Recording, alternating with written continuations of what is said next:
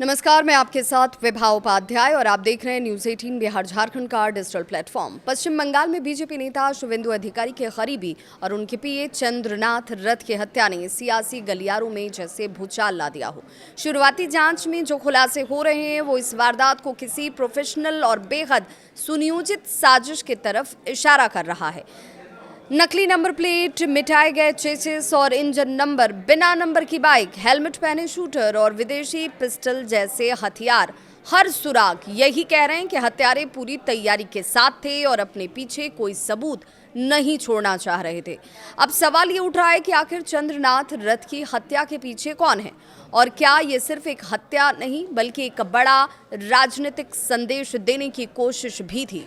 पश्चिम बंगाल के उत्तर 24 परगना में हुई चंद्रनाथ रथ की हत्या अब एक साधारण आपराधिक वारदात नहीं बल्कि हाई प्रोफाइल राजनीतिक मर्डर केस बन चुकी है। बीजेपी नेता शुवेंदु अधिकारी के बेहद करीबी और उनके निजी सहायक चंद्रनाथ रथ को जिस तरह से निशाना बनाया गया, उसने जांच एजेंसियों को भी चौंका दिया है। जांच में सबसे बड़ा खुलासा उस संदिग्ध कार को लेकर हुआ जिसने पहले चंद्रनाथ रथ की कार का रास्ता रोका। पुलिस ने जब उस गाड़ी की जांच की तो पता चला कि उस पर लगे नंबर प्लेट पूरी तरह से फर्जी थे। इतना ही नहीं, कार का चेसिस नंबर और इंजन नंबर भी मिटा दिया गया था ताकि पुलिस जो है वो इस गाड़ी की असली पहचान तक न पहुंच पाए। जांच अधिकारियों का यहां तक कहना है कि ये काम किसी आम अपराधी का हो ही नहीं सकता।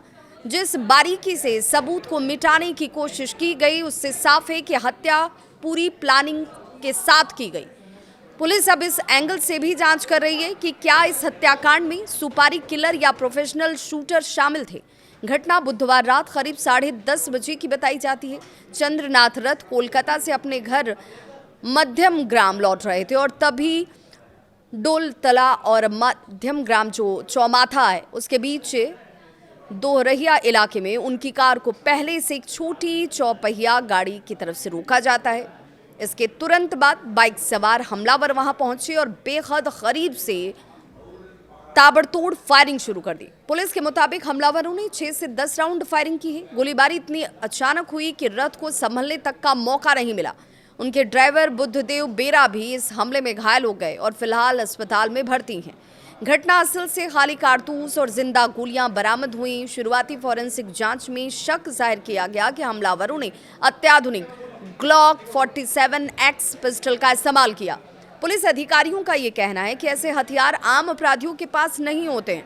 इन्हें अक्सर प्रशिक्षित शूटर इस्तेमाल करते हैं। सीसीटीवी फुटेज में संदिग्ध छोटी कार मध्यम ग्राम की तरफ जाती हुई दिखाई देती है। जब पुलिस ने नंबर ट्रेस किया तो पता चला कि वो नंबर सिल्लीगुड़ी में रहने वाले एक चाय बागान के कर्मचारी की असली कार का है। यानी हत्यारों ने किसी और गाड़ी का नंबर कॉपी करके अपनी कार पर लगाया था ताकि जांच को भटकाया जा सके। इधर इस हत्या के बाद से राजनीतिक बयानबाजी का दौर भी तेज है। बीजेपी कार्यकर्ताओं ने अस्पताल के बाहर प्रदर्शन करते हुए दोषियों की जल्द गिरफ्तारी और कड़ी सजा की मांग की। वहीं सुरक्षा के मद्देनजर अस्पताल और चंद्रनाथ रथ के घर के आसपास बड़ी तादाद में पुलिस बल की तैनाती की गई है।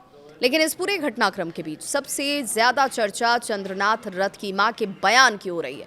बेटी की हत्या के बावजूद उन्होंने हत्यारों के लिए फांसी नहीं बल्कि उम्र कैद की सजा की मांग की। उन्होंने कहा कि एक मां होने के नाते वो किसी को मौत की सजा नहीं देना चाहती, लेकिन दोषियों को जिंदगी भर जेल में जरूर रहना चाहिए। हालांकि उन्होंने इस हत्या को राजनीतिक बदले की कार्रवाई बताते हुए बड़ा आरोप भी लगाया। उनका कहना है कि चुनाव के दौरान कुछ नेताओं ने खुलेआम धमकी दी थी।